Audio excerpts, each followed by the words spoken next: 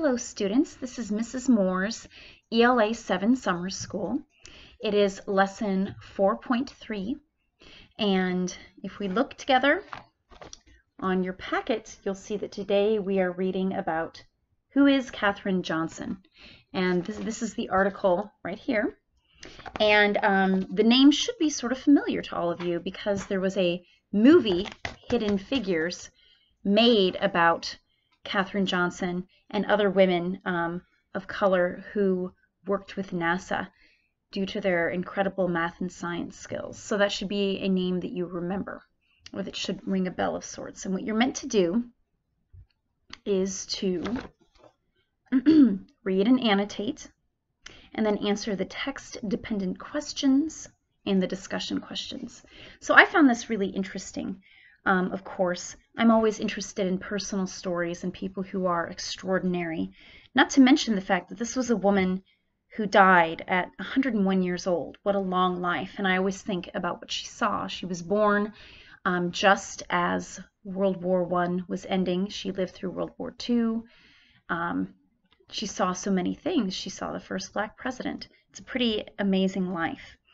And what this story told is just how much she loved learning, how much she loved information. And I know at times school can feel for you, as it did at times for me, like a chore. And we don't always find all of it interesting.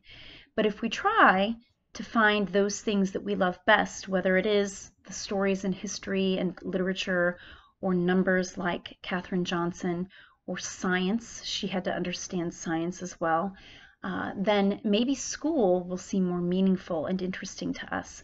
I've often thought that if we looked at learning as not being so much about grades and receiving certain scores, but just as about what's interesting to us, we might do better, in fact, and get more out of schooling. So she went to college by age 15, and then she had a mentor. And this is important, you know, mentor is someone who really helps you find your way.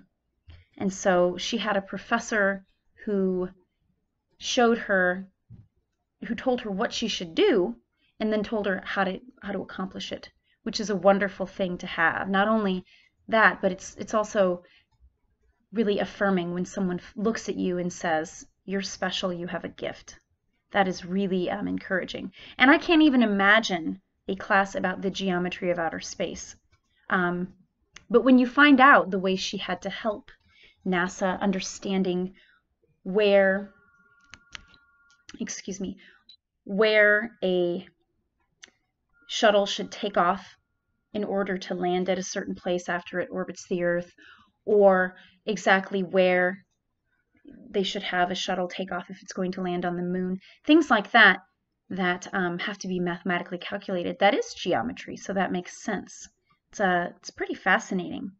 And then, of course, we see what really held her back was the fact that the U.S. was still segregated. So there's a time in her adult life, you know, about maybe a 12-year period where she didn't have opportunities. And she was busy being married and having children at that point.